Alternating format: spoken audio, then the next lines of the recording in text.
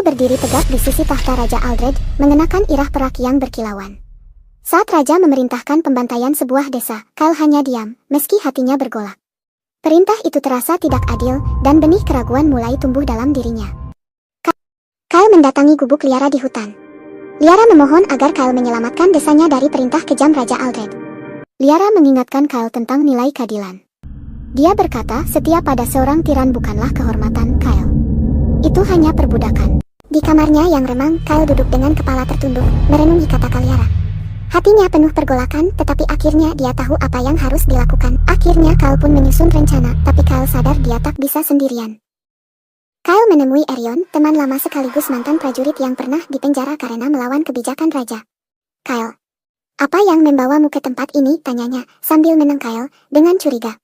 Aku butuh bantuanmu, jawab Kyle dengan serius, tapi kita butuh lebih banyak orang, Kyle. 2 orang takkan cukup, ucap Erion. Kyle dan Erion menemui Liora di pelabuhan. Liora adalah pemimpin buruh yang skeptis. Kyle memohon bantuannya untuk melawan tirani. Tersentuh meski masih ragu, Liora meminta mereka menemuinya di kedai nanti.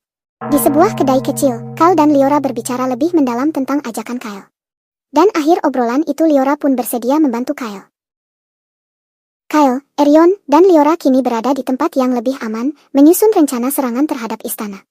Mereka sepakat untuk bergerak secara diam-diam, mengumpulkan lebih banyak sekutu dari kalangan buruh dan rakyat jelata. Kyle, Liora, dan Erion mulai bergerak merekrut sekutu di pelabuhan. Mereka mendekati para buruh, pedagang kecil, dan nelayan yang sudah lama merasa tertindas oleh kebijakan raja. Kyle dan timnya mulai menyalakan api pemberontakan. Tapi mereka tahu perjalanan ini baru saja dimulai. Setelah berhasil merekrut beberapa sekutu, Kyle, Liora, dan Erion kembali ke tempat persembunyian mereka. Bersama dengan para pendukung baru, mereka menyusun rencana terakhir untuk menyusup ke istana. Dengan rencana yang telah matang, Kyle dan kelompoknya bergerak menuju istana di bawah lindungan malam. Mereka memanfaatkan celah penjagaan di sisi timur untuk menyelinap masuk. Namun, di dalam istana, rintangan semakin nyata ketika mereka mendapati perangkap yang tak terduga. Akankah mereka mampu melangkah lebih jauh tanpa terungkap? Setelah melewati jebakan dengan hati-hati, Kyle dan kelompoknya tiba di ruang utama istana. Namun, rencana mereka terhenti ketika mereka dihadang oleh pasukan penjaga yang sudah menunggu. Ternyata, salah satu dari sekutu mereka telah mengkhianati kelompok tersebut. Di tengah suasana tegang, penjaga pemimpin memberikan perintah untuk menangkap Kyle dan kelompoknya. Namun, Kyle tidak menyerah. Dengan cepat, ia memberikan isyarat kepada kelompok dan yang lainnya untuk bersiap bertarung.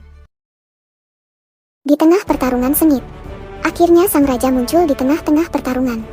Sang raja sangat marah melihat Kyle mengkhianati kerajaan. Tapi Kyle tidak menghiraukan semua itu karena yang dilakukan demi keadilan rakyat. Pertarungan pun tak bisa dihindari lagi. Pertarungan antara pun kembali dilanjutkan, dan kini Kyle melawan sang raja. Akhir cerita, Kyle berhasil mengalahkan sang raja. Dan para prajurit kerajaan menyerah. Kini istana dikuasai oleh Kyle dan kelompoknya. Kyle menjadi ratu di kerajaan tersebut.